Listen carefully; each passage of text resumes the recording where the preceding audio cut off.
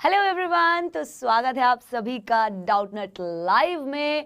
और हमारी ये जो ग्रामर की क्लासेस चल रही हैं, हम क्या कर रहे थे हमारी क्लासेस में?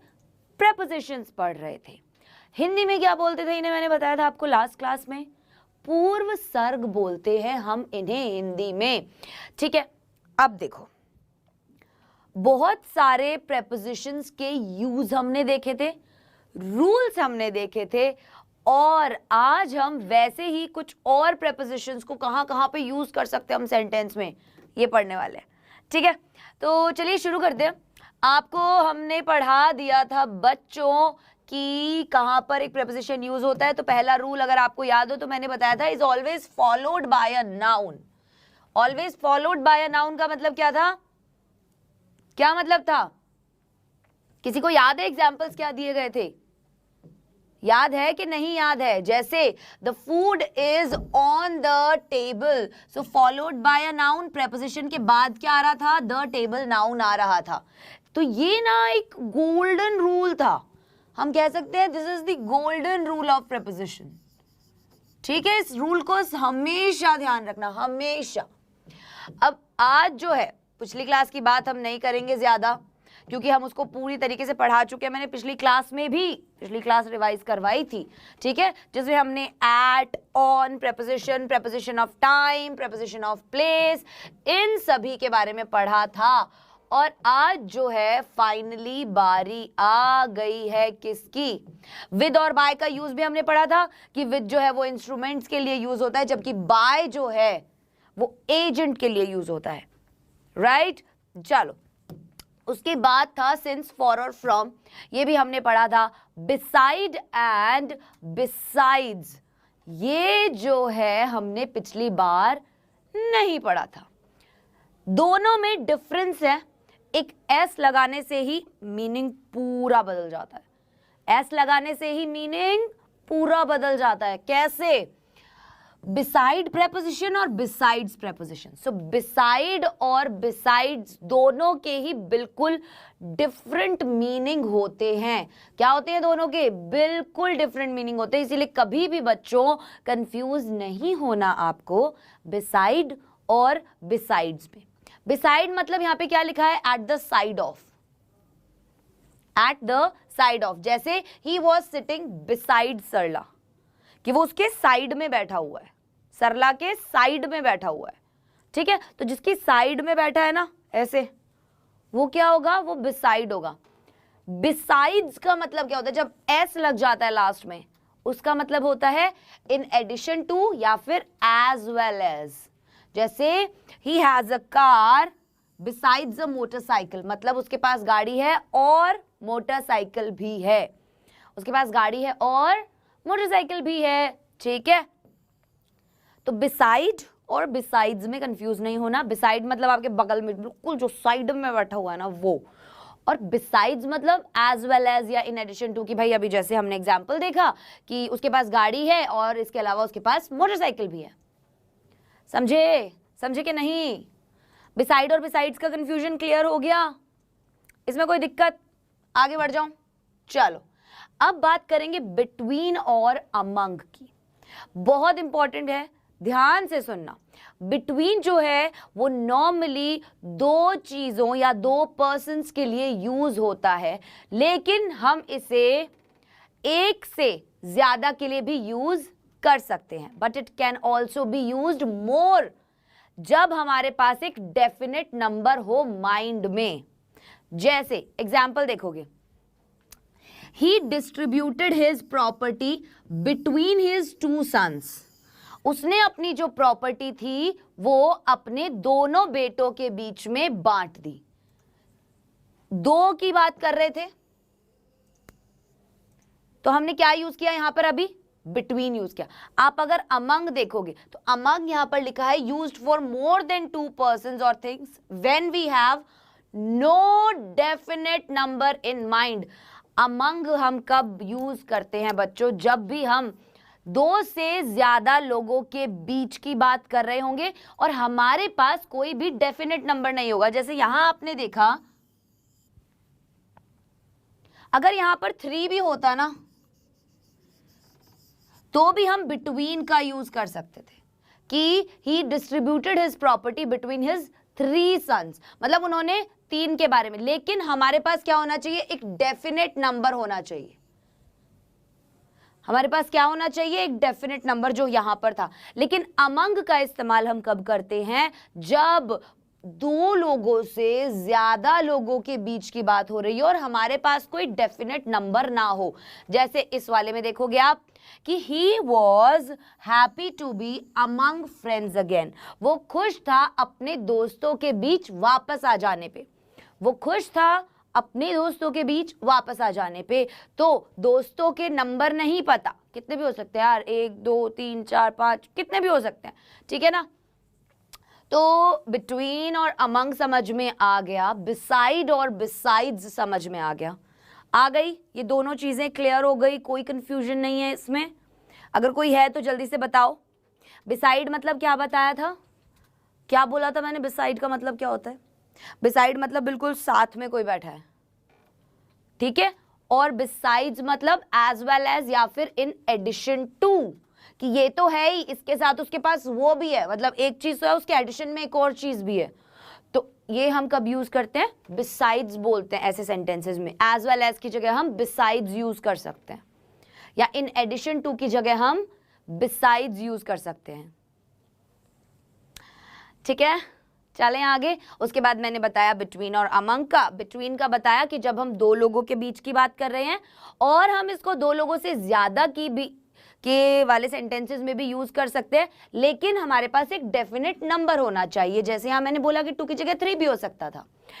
अगर हम अमंग देखें तो अमंग जो है वो हमेशा 2 लोगों से ज्यादा के लिए यूज होगा जब हमारे पास कोई भी डेफिनेट नंबर नहीं होगा। क्लियर कट हो गई बात एकदम। आगे बढ़ जाएं, यहां तक कोई दिक्कत, ठीक है। अब है अमंग एंड अमंगस्ट में डिफरेंस। अभी हमने देखा बिटवीन और अमंग, अब हम क्या देखेंगे, अमंग और अमंगस्ट के बीच में। Both have the same meaning. क्या बोली पहली चीज, दोनों के क्या होते हैं, सेम मीनिंग होते हैं। अमंग और अमंगस्ट के सेम मीनिंग होते हैं। अब दोनों को हम किसके साथ यूज कर सकते हैं, अगर हम इसके बाद दी लगाए तो।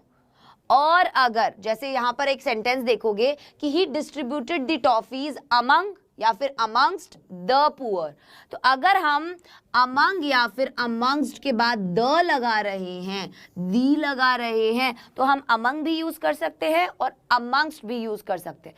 लेकिन अगर हम दी नहीं लगा रहे तो हम क्या यूज करेंगे, he distributed the toffees amongst us. अगर हम दी नहीं लगा रहे तो हम क्या यूज करेंगे, अमंगस्ट अस, ठीक है। ये वाला जो वर्ड है ना अमंगस्ट, ये यूजुअली ज्यादा यूज होता है, ठीक है। सही है, आगे बढ़े। चलो अब बात करते हैं फ्रॉम प्रेपोजिशन की। किसकी, फ्रॉम प्रेपोजिशन की। फ्रॉम प्रेपोजिशन कहां कहां से, फ्रॉम मतलब क्या होता है, से। फ्रॉम मतलब क्या होता है, से होता है। सो फ्रॉम प्रेपोजिशन यूज करेंगे किसी जगह से, किसी समय से या किसी स्रोत से, इन तीनों तरीके के वाक्यों के लिए। जैसे I am coming from Dehradun, मैं देहरादून से आ रहा हूं, किसी जगह से आ रहा है। अगर मैं बोलूं कि मैं किसी जगह से आ रहा हूं, फ्रॉम यूज करेंगे कि I am coming from Dehradun. तो जब मैंने बोला मैं देहरादून से आ रहा हूं, मतलब मैं किसी जगह से आ रहा हूं, और जब मैं किसी जगह से आ रहा हूं तो मैं वहां पर फ्रॉम का इस्तेमाल करूंगा, ठीक है। नेक्स्ट इज किसी समय से। अब आई विल वर्क फ्रॉम टुमारो, मैं कब से काम करूंगा, मैं कल से काम करूंगा। तो पॉइंट ऑफ टाइम बताया, कोई समय से बताया कि किस समय से काम करूंगा, कि कल से काम करूंगा, यही बोला ना उसने, तो हमने फ्रॉम का इस्तेमाल किया। आफ्टर दैट किसी स्रोत से। व्हाट इज स्रोत, स्रोत इज एनी सोर्स। जैसे I heard it from Ram, मैंने ये बात कहां से सुनी, राम से सुनी। मैंने ये बात कहां से सुनी, मैंने राम से ये सुना। तो कोई भी अगर जगह है, कोई भी पॉइंट ऑफ टाइम है या कोई भी सोर्स है तो हम फ्रॉम प्रेपोजिशन का इस्तेमाल करते हुए नजर आएंगे। ठीक है, जैसे दे केम फ्रॉम पार्क, तो हमें जगह पता है कि कहां से आया, दे केम फ्रॉम पार्क, वे पार्क से आए, है कि नहीं। I will work from tomorrow, मैं कल से काम करूंगा, तो कल से काम करूंगा, फ्रॉम लगाया हमने। Ram will work from 10 o'clock, Ram जो है वो 10 बजे से काम करेगा। तो हमें पॉइंट ऑफ टाइम पता था कि नहीं पता था, तो पॉइंट ऑफ टाइम पता था तो हमने फ्रॉम प्रेपोजिशन का इस्तेमाल किया। और क्या है ये, ओके ठीक है, अगला देखते हैं। किसी स्रोत से, अगर हम बात करें किसी भी सोर्स की, so I heard it from Ram, मैंने कहां से सुना ये, मैंने ये राम से सुना। ठीक है, I wrote it from the book, मैंने ये कहां से लिखा, मैंने ये किताब से लिखा। कहां से लिखा, किताब से मैंने ये चीज जो है लिखी। चलिए, अब आपने अमंग और अमंगस्ट का लिखा, ठीक है, अमंग और अमंगस्ट का देख लिया, बिटवीन और अमंग का देख लिया, बिसाइड और बिसाइड्स का देख लिया, फ्रॉम का यूज भी देख लिया। अब बात करते हैं थ्रू की। अब कैसे बताऊं थ्रू का, अगर कोई खिड़की है, ठीक है, जाली लगी हुई है, तो अगर आप उसके आर पार देख पा रहे हो, आर पार देख पा रहे हो, मतलब आप अंदर खड़े हो और आपको बाहर की चीज दिखाई दे रही है, तो वो होता है थ्रू। क्या होता है, एक थ्रू का इस्तेमाल ये इस तरीके से आप सेंटेंस में करोगे, जब आप एक कोई ऑब्जेक्ट है और उसके थ्रू देख पा रहे हो, मतलब उसके आर पार अगर आप देख पा रहे हो, तो वहां पर हम थ्रू प्रेपोजिशन का यूज करेंगे। जैसे I can see through the glass as it is transparent, मैं ग्लास से देख सकता हूं क्योंकि वो पारदर्शी है, तो थ्रू दी ग्लास के द्वारा, किसके द्वारा देख सकता हूं, ग्लास के द्वारा, क्योंकि वो पारदर्शी है, तो मैं उस चीज के आर पार देख सकता हूं। आई can see through the glass, कि भाई उसके दूसरी तरफ का भी मुझे दिखाई दे रहा है सब, ठीक है, वो वाला सीन है। I can see inside through this hole, ये जो छोटा सा होल है ना, ऐसे मैं इसके अंदर देख सकता हूं, ठीक है, तो मुझे यहां से आर पार दिख रहा है ऐसे करके, तो थ्रू दी होल, इस होल से उधर मुझे दिखाई दे रहा है। ठीक है, आगे बढ़ते हैं। एक तो हमने देखा जब हम किसी भी चीज के थ्रू देख पा रहे हैं, मतलब आर पार देख पा रहे हैं। अब हम क्या देखेंगे, किसी ऐसी चीज से गुजरना जो ऊपर नीचे और किनारों से बंद हो, जो ऊपर नीचे किनारों से बंद हो, जैसे किसी गली से गुजरना, किसी पाइप से गुजरना, या किसी बहुत ही पतले से रास्ते से गुजरना, तो वहां हम थ्रू का यूज करते हैं। जैसे through a street, through a pipe and through a narrow passage, through a street, through a pipe and through a narrow passage. जैसे I was passing through a street, मैं एक गली से गुजर रहा था, तो याद रखोगे पहला क्या बताया था बच्चों, किसी भी चीज के आर पार देख पा रहे हो, उसके लिए थ्रू का यूज करोगे। दूसरा, किसी भी ऐसी जगह जैसे स्ट्रीट से गुजरना, पाइप से गुजरना, कोई भी बहुत सकड़ी गली से या सकड़े रास्ते से गुजरना, तो उधर भी आप थ्रू का यूज करते हो। कोई ऐसी चीज से गुजरना जो ऊपर नीचे और किनारों से बंद हो, इस तरीके की, मतलब उसमें आप जा सकते हो ऐसे करके, बस बाकी सब जगह से वो बंद है। ठीक है, so I was passing through a street, मैं क्या कर रहा था, मैं एक गली से गुजर रहा था, तो गुजर रहा था, गुजरना जो है ना वो है through the street. We went through the underground way, हम भूमिगत रास्ते से गए। हम कैसे गए, भूमिगत रास्ते से। Water is passing through this pipe, पानी जो है वो इस पाइप से गुजर रहा है। समझे, समझे कि नहीं, जल्दी जल्दी जवाब दो, समझ में आ रहा है तो तभी जो है आगे के प्रपोजिशंस हम चलाएंगे और समझेंगे। आई होप आपको रूल्स थोड़े से समझ में आ रहे होंगे, जैसे एक हमने देखा आर पार देखना, दूसरा हमने देखा कहीं से भी गुजरना, एक ऐसी जगह से जो क्लोज्ड टाइप की होती है, ठीक है। और आगे हम देखते हैं। और फ्रॉम का यूज हमने देखा था। फ्रॉम का यूज क्या था? किसी भी जगह, कोई भी पॉइंट ऑफ टाइम। और एक और चीज थी अगर आपको याद हो तो,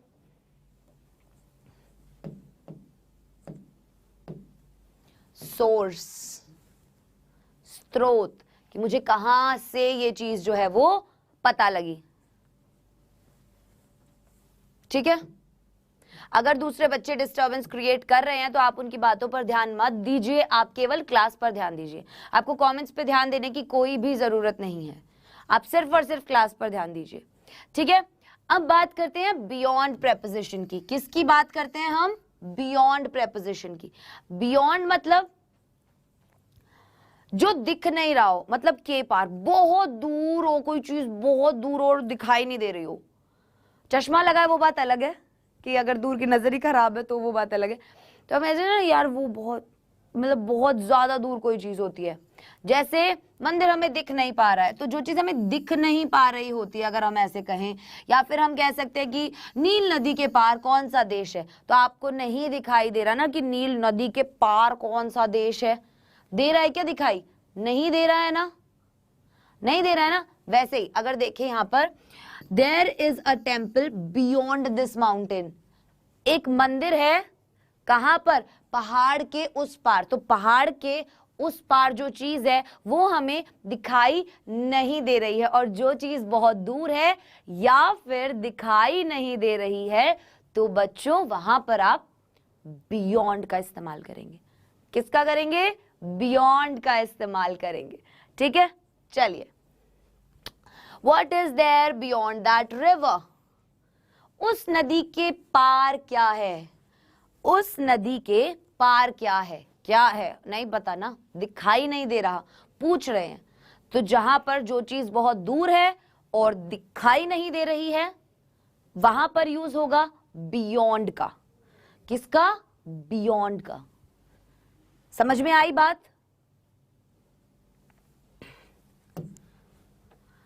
अब ऐसी चीज के पार जिसे छू या देख नहीं सकते, यहां पे भी बियॉन्ड की बात हो रही है। और कहां यूज करते हैं हम? कोई भी ऐसी चीज के पार जहां हम देख नहीं सकते या छू नहीं सकते, यूजुअली जिन्हें हम बोलते हैं एब्स्ट्रैक्ट चीजें। एब्स्ट्रैक्ट नाउन याद है आप लोगों को? याद है क्या? जल्दी बताओ। चलो चलो चलो चलो चलो चलो चलो जल्दी बताओ, एब्स्ट्रैक्ट नाउन के बारे में बताओ। सही सवाल आ गया ना बीच में, बता दोगे आप शायद, या नहीं बता पाओगे? एब्स्ट्रैक्ट नाउन जल्दी से क्या होते थे?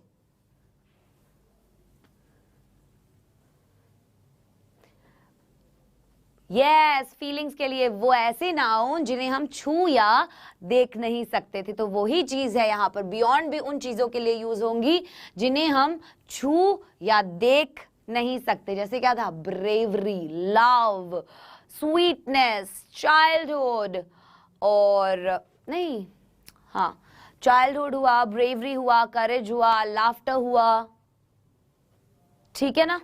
चलो, there is something beyond this universe, इस ब्रह्मांड के पार कुछ है। अगर कुछ है भी तो क्या आप उसे छू सकते हो? नहीं छू सकते ना। छू सकते हो क्या? अगर ब्रह्मांड के पार कोई चीज है तो उसे आप छू सकते हो क्या? नहीं छू सकते ना। और वो आपको दिखाई भी नहीं दे रही है, वो चीज आपको दिखाई भी नहीं दे रही है और ना आप उसको छू सकते हो। बियॉन्ड, बियॉन्ड preposition, ठीक है। Next is there is nothing beyond love. मैं बोल रही थी there is nothing above love, अरे ऐसा कैसे? There is nothing beyond love, प्यार के पार कुछ नहीं है, या फिर हम कहें कि प्यार के बराबर कुछ नहीं है। तो ये कुछ ऐसी चीज है, लव एक ऐसी चीज है जिसे आप देख नहीं सकते, आप टच नहीं कर सकते, राइट? आया समझ में? जल्दी बताइए, जल्दी बताइए, जल्दी बताइए।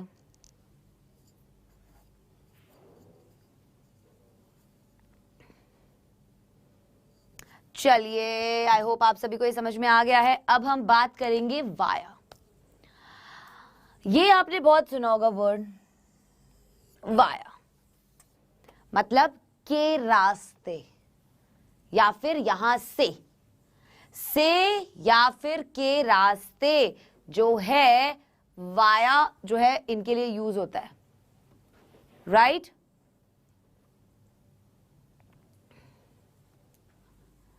यस, सो जैसे हम बोले ब्लूटूथ के रास्ते या ब्लूटूथ से या कानपुर के रास्ते या कानपुर से होते हुए, सो वाया ब्लूटूथ, वाया कानपुर, इस तरीके से, मतलब किसी भी चीज के रास्ते। कहां से आओगे आप? वाया कानपुर, कानपुर होते हुए आएंगे, मतलब कानपुर के रास्ते आएंगे, राइट? जैसे this train will go to Delhi via Kanpur, मतलब ये ट्रेन जो है कानपुर से होते हुए दिल्ली जाएगी। ये जो ट्रेन है कानपुर से होते हुए कहाँ जाएगी? दिल्ली जाएगी। Next is I sent him my pictures via Bluetooth, मैंने उसे। अच्छा बताइए क्या क्वेश्चंस हैं, जल्दी जल्दी बोलिए क्या क्वेश्चंस हैं। आप अगर ये बोलने की जगह क्वेश्चंस पूछेंगे तो ये ज्यादा बेटर है, ठीक है? तो अब हम बात कर रहे थे,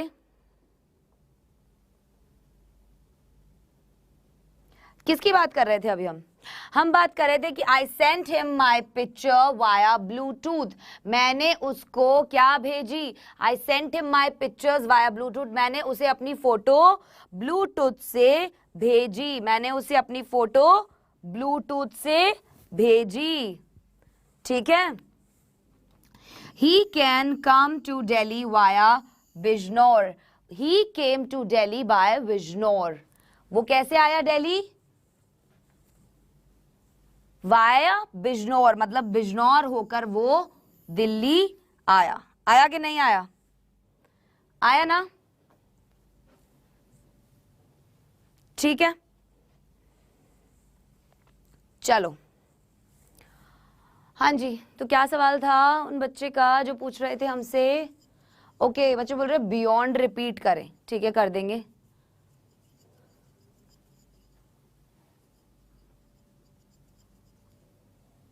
हाँ, पॉइंट ऑफ टाइम पर हम एट यूज कर रहे थे। मैंने आपको बताया था कि जो भी टाइम आप क्लॉक में देख सकते हो उसके लिए एट का इस्तेमाल होता है। एयर कौन सा नाउन है? अनकाउंटेबल।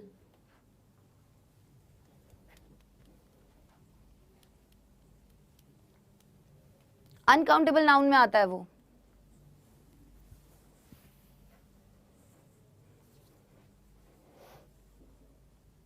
चलिए, एट का यूज आप भूल कैसे गए? एट का यूज आप भूल कैसे गए? हाँ जी, एट का यूज याद नहीं आ रहा क्या आपको? घड़ी में देखकर जो भी टाइम हम बता पाते थे।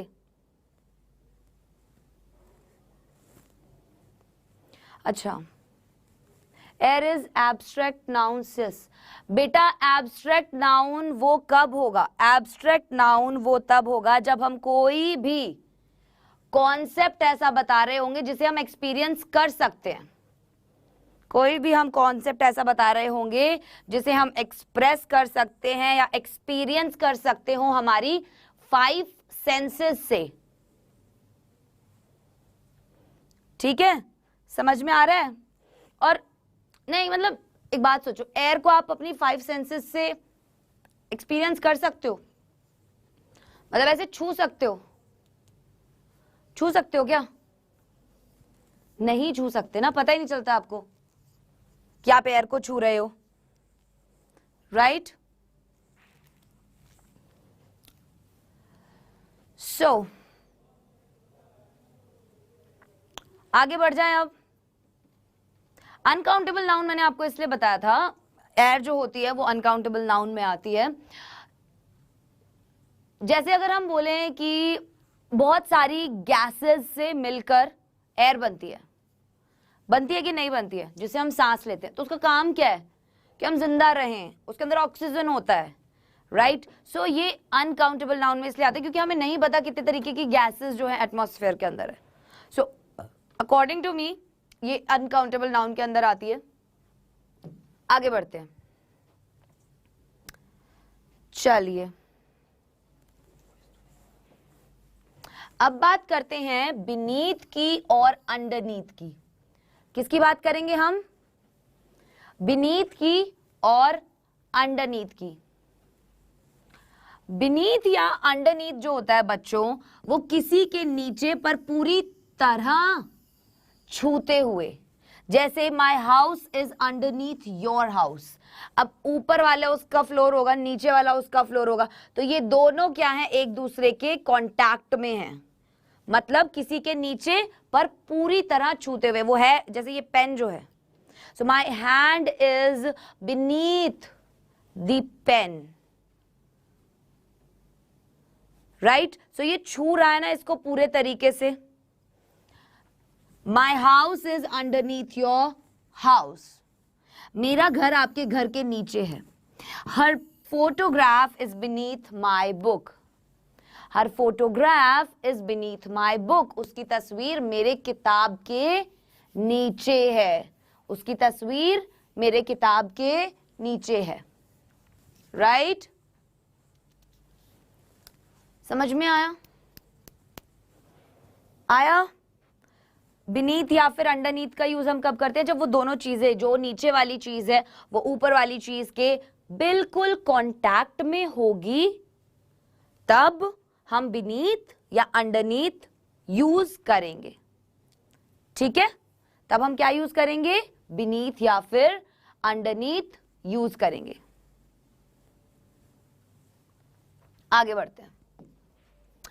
बिलो, बिलो मतलब होता है किसी भी लिस्ट में नीचे। मान लो 1 2 3 4 5 6 और मैंने यहाँ पे नाम लिख रखी हूं, राम, श्याम या कोई भी, तो लिस्ट में जिसका नाम नीचे होगा उस वैसे सेंटेंसेस के लिए हम क्या करेंगे?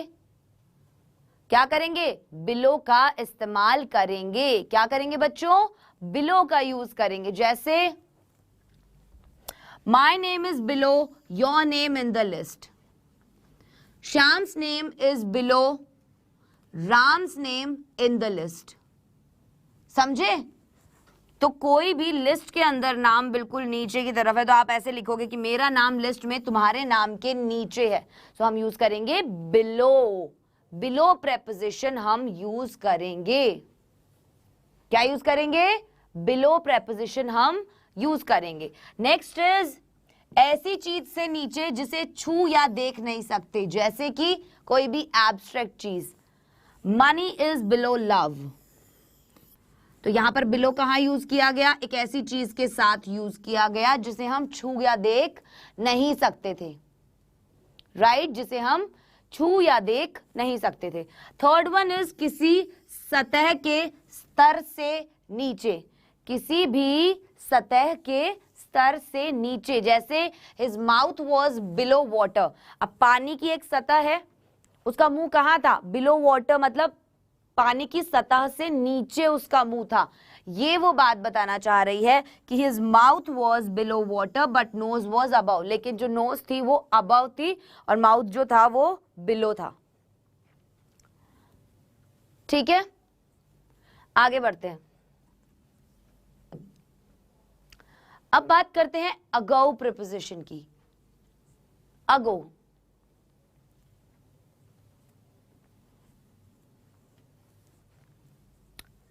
नहीं, यहां पर हम बात करेंगे इनसाइड की।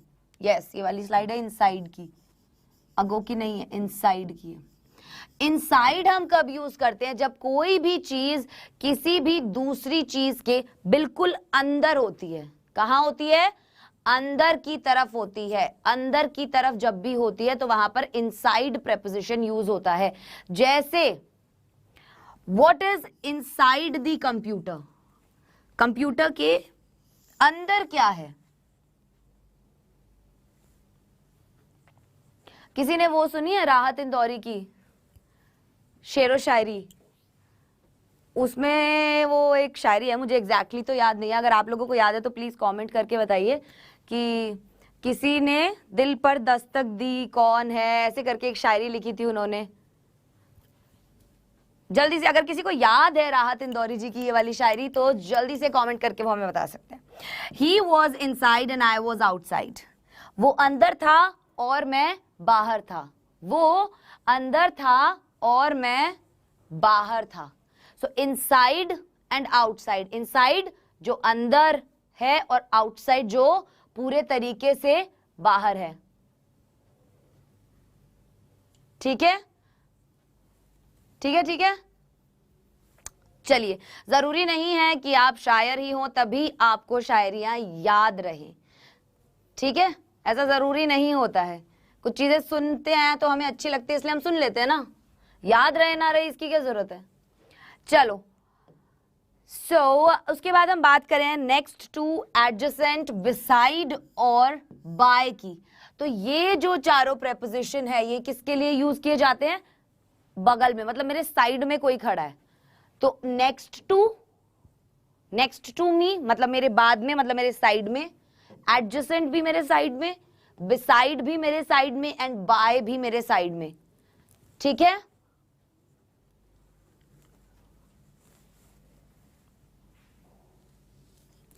चलिए, बाय पेंसिल होगा या इन पेंसिल होगा? विद पेंसिल होगा बेटा। आप भूल गए क्या बताया था? विद का यूज किसके लिए करते हैं? इंस्ट्रूमेंट के लिए। तो हमारा इंस्ट्रूमेंट क्या है? हम किससे लिख रहे हैं? पेंसिल से लिख रहे हो ना, so with the help of pencil. चलो, नेक्स्ट टू एडजेसेंट, बिसाइड और बाय। इन चारों का इस्तेमाल होता है क्या बताने के लिए? बगल में है बताने के लिए, राइट? जैसे बियॉन्ड। चलो, एक बच्चे को बियॉन्ड नहीं समझ में आ रहा, मैं बियॉन्ड बताती हूँ वापस से। बियॉन्ड एक ऐसी चीज के लिए यूज होता है, सबसे पहली बात, जिसे आप छू या देख नहीं सकते और जो आपकी नजरों के बिल्कुल पार होती है। मतलब आप जैसे एग्जाम्पल में हमने देखा था कि नदी के पार क्या है हमें नहीं पता, हम नहीं देख सकते हैं उस चीज को, ना ही अभी छू सकते हैं क्योंकि हमें पता ही नहीं है। इस ब्रह्मांड के पार क्या है हमें नहीं पता, हम नहीं छू सकते, हम नहीं देख सकते।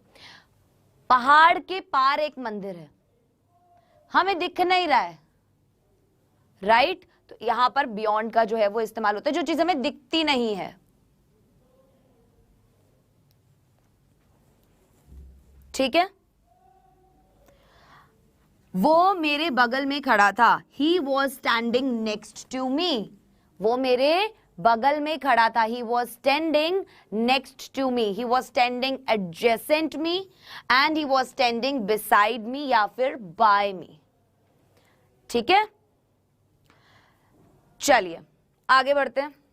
नेक्स्ट इज टिल और अनटिल प्रेपोजिशन। इसमें भी बच्चों को बहुत कंफ्यूजन होता है। सो टिल तो हम यूज करते हैं बच्चों तक समय के साथ, मतलब कि जैसे आप देखोगे मैं 9 बजे तक काम करूंगा, मैं समय भी दे दिया कितने बजे तक, और तक का यूज है कि भाई मैं कब तक काम करूंगा, 9 बजे तक काम करूंगा। तो एक सर्टेन पॉइंट दे दिया कि आई विल वर्क टिल 9, मैं इतने बजे तक काम करूंगा। वी स्टेड टिल मंडे, हम सोमवार तक ठहरे। हम कब तक ठहरे? सोमवार तक ठहरे, राइट? या फिर दिन के साथ, जैसे with time and with a day. So अब जब डे की बात हो रही है यहां पर, so I was there until Saturday, मैं कब तक हूं वहां पर? सैटरडे तक। कब तक? सैटरडे तक, राइट? मैं कब तक वहां था? मैं सैटरडे तक वहां था। चलिए, सो आज की हमारी ये जो क्लास है बच्चों, ये यहीं पर खत्म होती है। अब हम आपसे मिलेंगे नेक्स्ट क्लास में। आई होप आपके थोड़े बहुत डाउट्स जरूर क्लियर हुए होंगे। अगर कोई और प्रॉब्लम है तो प्लीज आप कमेंट सेक्शन में पूछ सकते हैं। साथ ही साथ आप देखिए इसका स्क्रीनशॉट। क्या करना है आपको? इसका स्क्रीनशॉट लेना है। जैसे 8 बजे गणित आपके सामने आएंगे खंडेलवाल सर पढ़ाने के लिए, देन रसायन विज्ञान विपिन सर, भौतिक विज्ञान फिर से विपिन सर, ये विपिन चौबीसा सर हैं और ये हमारे दूसरे विपिन सर हैं। एंड देन जीव विज्ञान पढ़ाते हैं आपके प्यारे पार्थ सर। एंड मंगलवार, गुरुवार और शनिवार को होती है आपकी इंग्लिश ग्रामर की क्लासेस, जो कि मेरे द्वारा पढ़ाई जाती हैं हिंदी मीडियम के बच्चों के लिए।